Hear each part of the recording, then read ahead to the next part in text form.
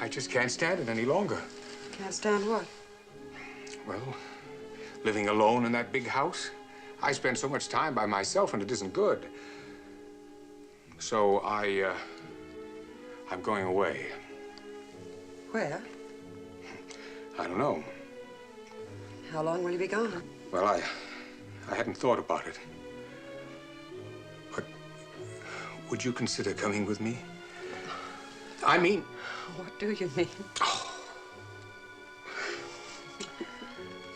What a terrible mess I've made of it. Have you ever received a more ridiculous, clumsy proposal of marriage? Hmm?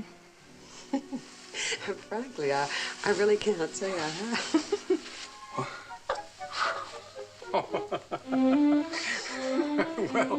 Well, when we finish painting, may I try again?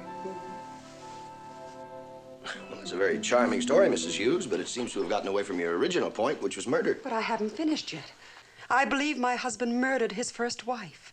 You see, right from the start, I knew she shouldn't have died. She was making progress. Well, possibly you have a feeling of guilt. But then isn't that perfectly normal in any young, dedicated nurse? I did everything possible for her. Nevertheless, she died. Yes, but nothing you've told me so far proves she was murdered. What evidence have you to support such a conclusion? It began after our honeymoon. The moment we returned to that house, he seemed different. Be on guard, watching for something.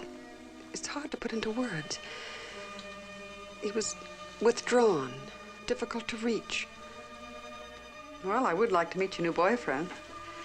I'll tell you what, I'll check with Gilbert and let you know about tomorrow night. All right, Alice. Bye. Who was that? Alice. She wants us to come to a party tomorrow night. You know how I feel about that girl. I've asked you repeatedly not to see her or talk to her. Please refuse for both of us. Besides, I'd much rather spend our evenings at home. Just the two of us. But we haven't been anywhere since we've been back. Don't you like our home? Yes, of course, but it would do us good to get out. We don't even go to movies or concerts anymore.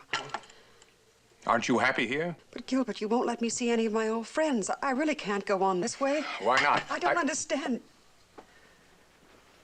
Good morning, sir. Good morning, Miss Simpson. Would you like some more hot coffee? No, thank you, Miss Simpson. Thank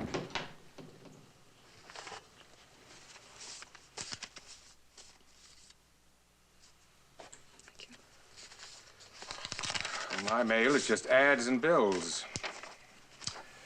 I hope yours is more interesting, my dear. It's just a letter from a former patient. We don't write often, but we keep in touch. A man? Yes. An elderly man. I like his wife as much as I do him. They've just discovered I'm married, and they'd like to know what to give me for a present. Please tell them you have everything you need, my dear.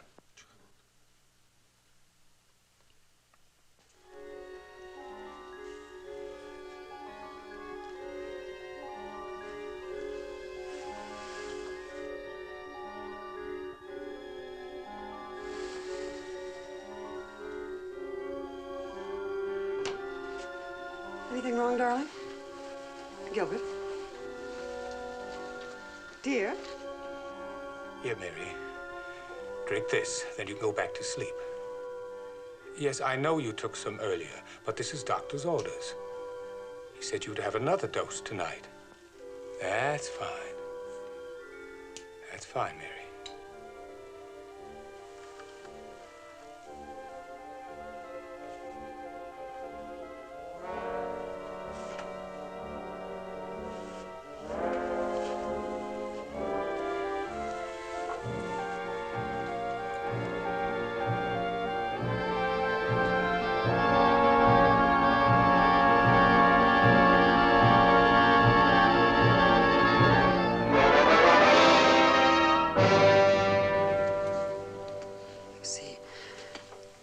He shouldn't have given her the medicine.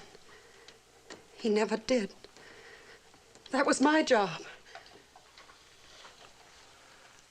It's a very difficult situation, Mrs. Hughes. You see, there's only your word for it that he said anything at all in his sleep. It's going to be impossible to get confirmation of that. But I'm certain he killed her. Well, that may be true, but we'd have to have more positive or further proof before we could do anything legally. I can't go on living this way. I can't sleep. He's watching me every minute. Why do you suppose he married me? Well, has it ever occurred to you that his marriage to you might have been a kind of insurance policy? What do you mean? Suppose there were further inquiries into his first wife's death. You couldn't testify against him. As you know, a wife can't testify against her husband.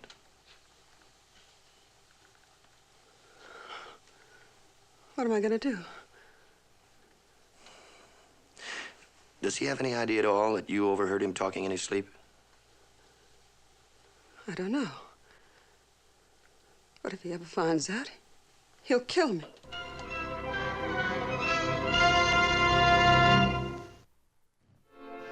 At the coroner's inquest, the verdict was returned that Hughes had committed suicide while the balance of his mind was disturbed. Mrs. Hughes was a rich woman now, and she asked me to act for her in settling up the estate. Well, I would say you have no financial worries for the rest of your life. Paul, Gilbert did love me. He never intended to harm me. When I think of all the terrible things I said... Don't think about that now. But why did he kill himself?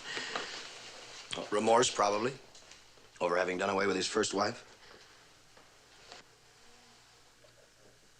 He did, didn't he? Well, of course. Although I suppose we'll never be able to prove it. No, I suppose not. Have you decided what you're going to do about selling the house? What do you think I should do? Well, why don't you take your time, think about it for a while.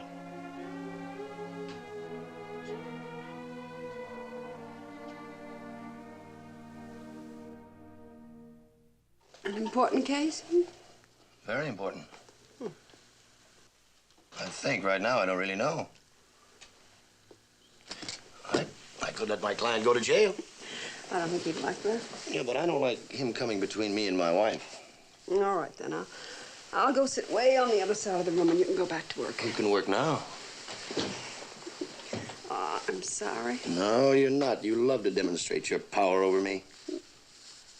You know what I've discovered this past month since we've been married? If you had been born 200 years ago, you would have been hanged as a witch.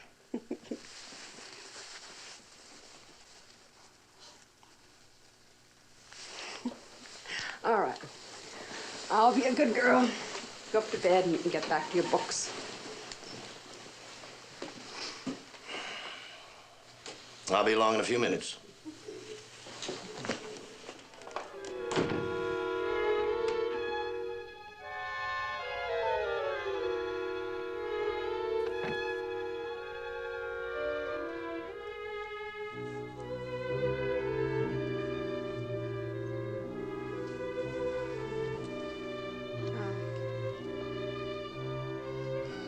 Drink this, Mrs. Hughes. Drink. Doctor's ordered. Another dose. Drink it.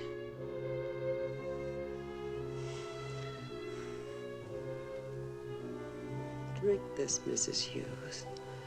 Then you can go back to sleep. Mrs. Hughes, I know you took some earlier, but you have to have another dose.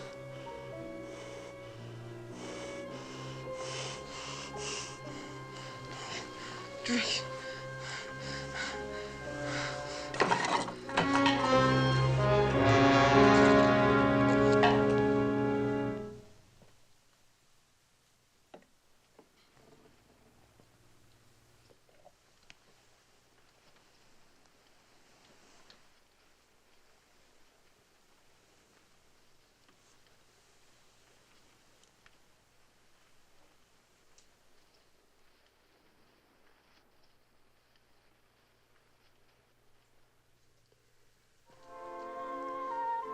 The foregoing, as I have related it, is exactly as my wife told it to me. But I know now that she lied. She gave Mary Hughes the overdose of medicine that killed her. And Hughes did not commit suicide, but was poisoned by her so that she could get his money.